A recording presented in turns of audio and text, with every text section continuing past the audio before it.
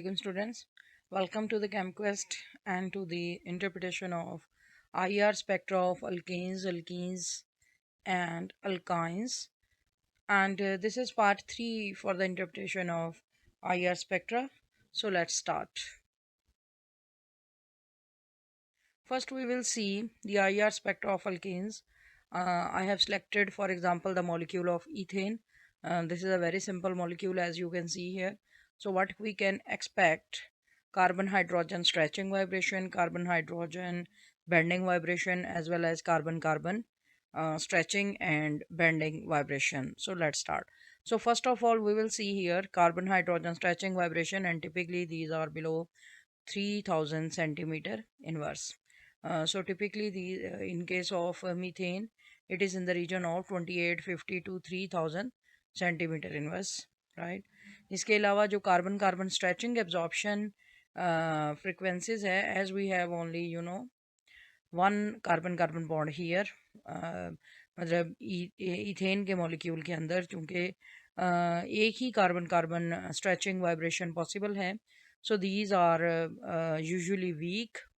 इसके अलावा methyl and methylene groups normally they have characteristic bending vibration. अब चूँकि यहाँ पर हमारे पास सिर्फ ये मिथाइल ग्रुप है और ये मिथाइल ग्रुप है, तो ये जो कार्बन हाइड्रोजन यानी कार्बन हाइड्रोजन की जो बेंडिंग वाइब्रेशंस हैं या डिफॉर्मेशन वाइब्रेशंस हैं, these are typically between 1400 to 1470 centimeter inverse. So this is very straightforward spectra.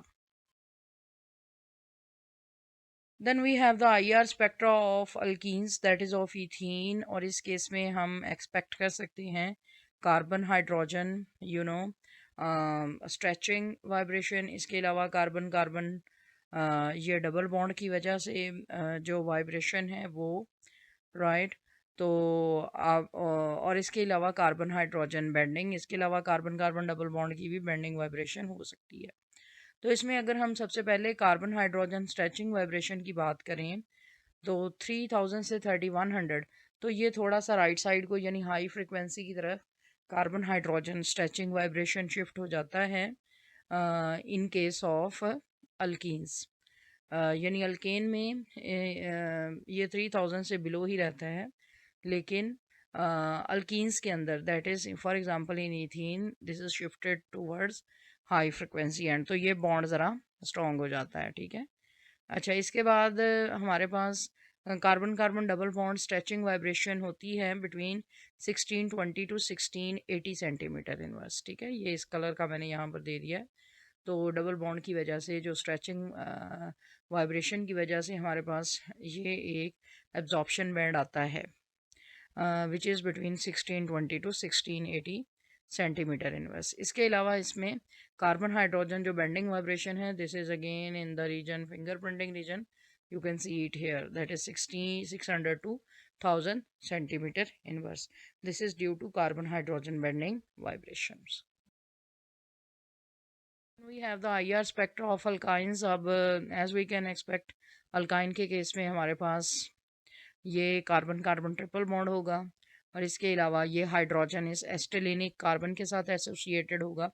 अच्छा, अब हमने ये देखा है कि जैसे जैसे मतलब अगर हम एक ट्रेंड सेटिंग की तरफ जाएं कि अगर हमारे पास अल्केन है जिसमें कार्बन सिंगल बॉन्ड के साथ दूसरे कार्बन के साथ जुड़ा हुआ है, तो ये जो कार्बन हाइड्रोजन स्ट्रेचिंग है, this is below 3000 centimetre inverse.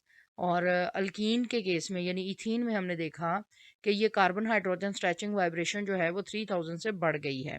और अगर हम यहाँ पर देखें, अब चूंकि कार्बन जो है कार्बन के साथ दूसरे कार्बन के साथ ट्रिपल बॉन्ड के साथ जुड़ा हुआ है, यानी वो कार्बन जो हाइड्रोजन के साथ, इस हाइड्रोजन को हम बोलेंगे एस्टेलिनिक हाइड्रोजन, और जो डबल बॉन्ड के साथ अटैच है उसको हम बोलेंगे एथिलीनिक हाइड्रोजन फॉर एग्जांपल. और जो सिंगल बॉन्ड वाला हाइड्रोजन होगा वो अल्काइल सिंगल कार्बन के साथ जो हाइड्रोजन अटैच होगा उसकी फ्रिक्वेंसी जो है वो 3000 से बिलो होगी, और स्ट्रेचिंग फ्रिक्वेंसी कार्बन हाइड्रोजन की और डबल बॉन्ड वाले की 3000 से ज़्यादा होगी, और ट्रिपल बॉन्ड वाले की आप देखें कि ये 3300 सेंटीमीटर इनवर्स यानी उससे भी ज़्यादा पर ये चला जाता है. So this is the stretching frequency of acetylenic carbon hydrogen bond. which is at about 3300 centimetre inverse. तो ये इलेक्ट्रॉनिक एनवायरनमेंट मॉलिक्यूल का इसके ऊपर इम्पैक्ट होता है।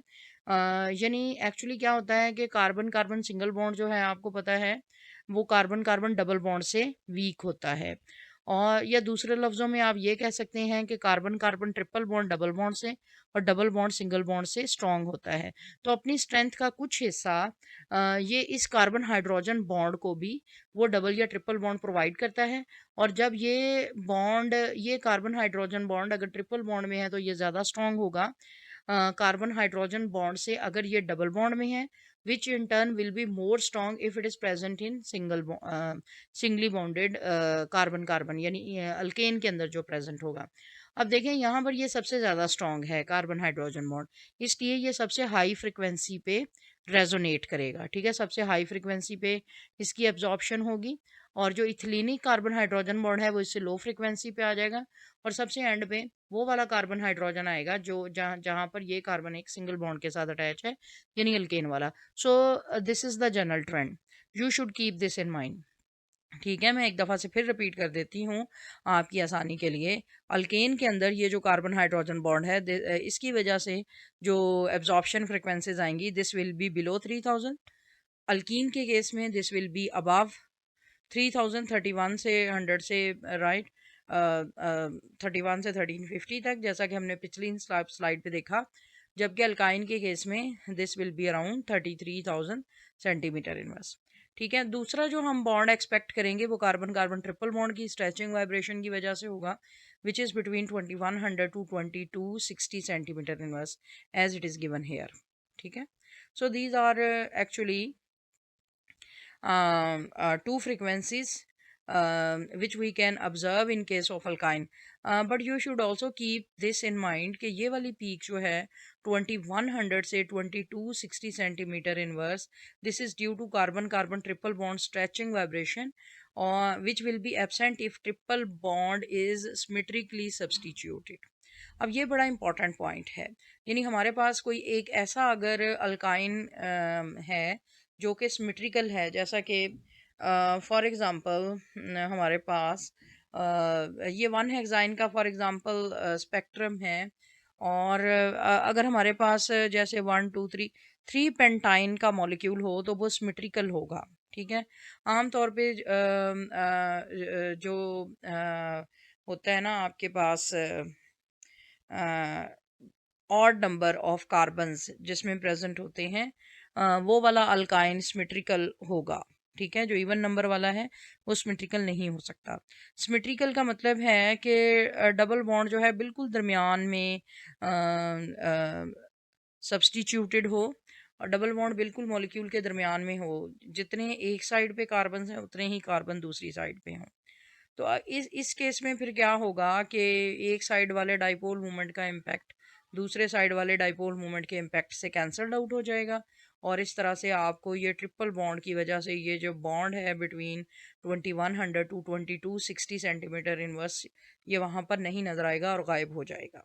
ठीक है, so you should, this is very important and valid point, you should keep this in mind that we can only see triple bond in case of non-symmetrical alkynes. Okay, so this was the third lecture of this series. I hope that you have enjoyed. So if you have enjoyed, do consider subscribing, liking and sharing. Thank you very much. Until next lecture.